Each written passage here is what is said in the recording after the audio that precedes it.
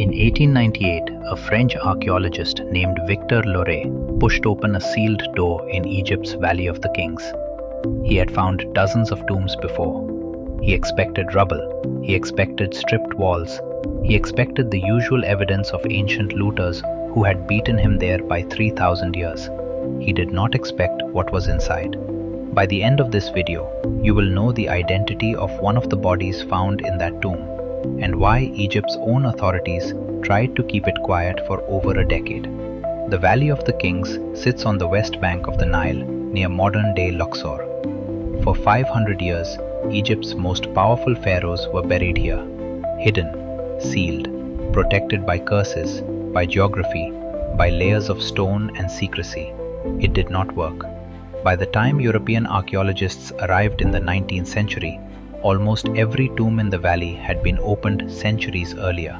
The gold was gone. The artifacts were gone. In most cases, the mummies themselves had been disturbed, moved, or destroyed. What Loray found in KV35 was different, not because it was intact, because of what someone had put inside it and why. Loray entered the tomb on March 9, 1898. The outer chambers were typical. Decorated walls, scattered debris, evidence of ancient entry. He moved deeper. In a side chamber, he found them. Not one mummy, not two. 13 royal mummies, piled together in a space not built to hold them. They had been stripped of their outer wrappings. Their coffins were gone. Several of them showed signs of deliberate damage. Broken bones, missing limbs, injuries that did not come from time or decay. These were not tomb robbers' leftovers. This was something else. The mummies had been identified, at least partially, through inscriptions and surviving cartouches. Among them were Amenhotep II, Thutmose IV, Amenhotep III, Seti II, and Ramesses IV, V, and VI. These were not minor figures. These were some of the most powerful rulers in Egyptian history. Pharaohs whose original tombs had been elaborate, expensive, heavily guarded monuments to their own immortality.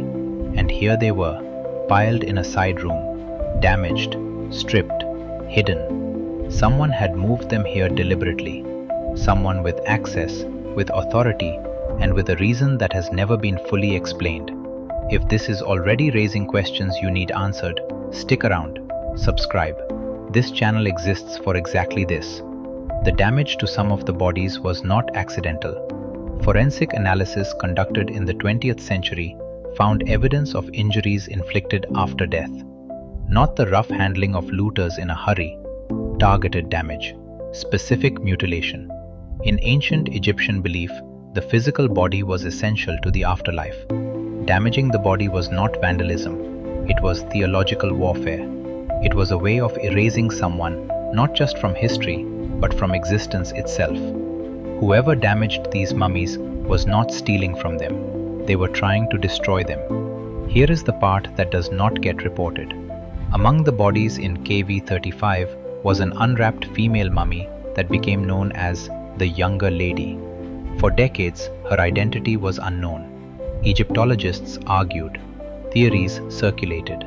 The mummy lay in storage, unidentified, her face exposed, and her story untold.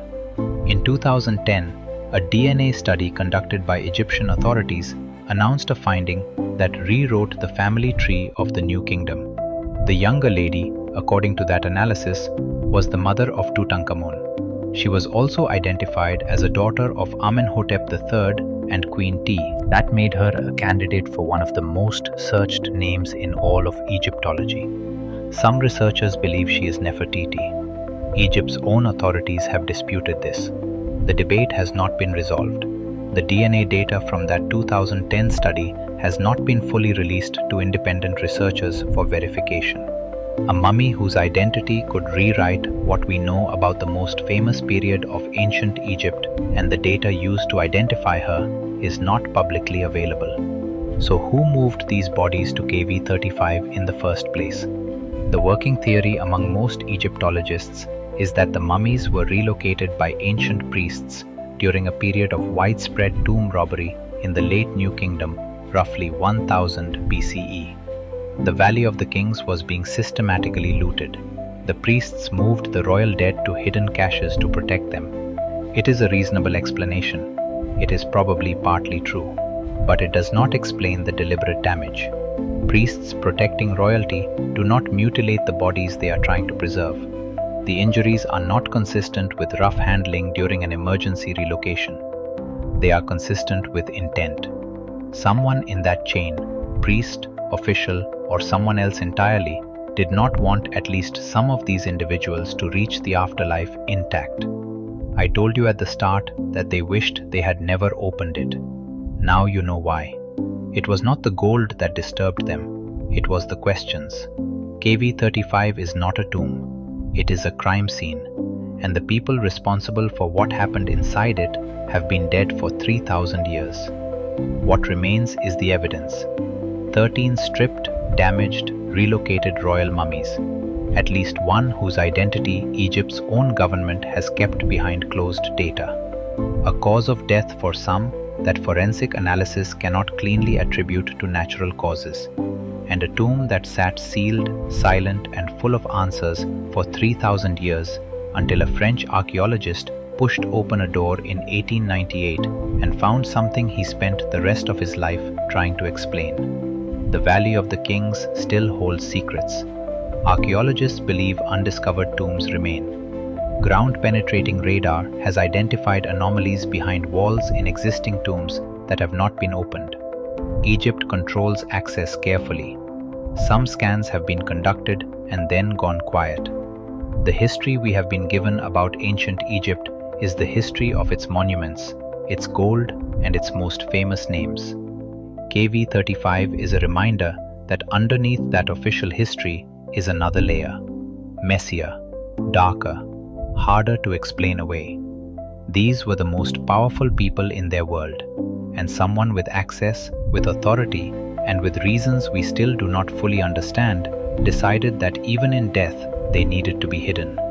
There are more stories like this one, more tombs, more bodies with missing identities and unexplained damage, more data that powerful institutions have not released.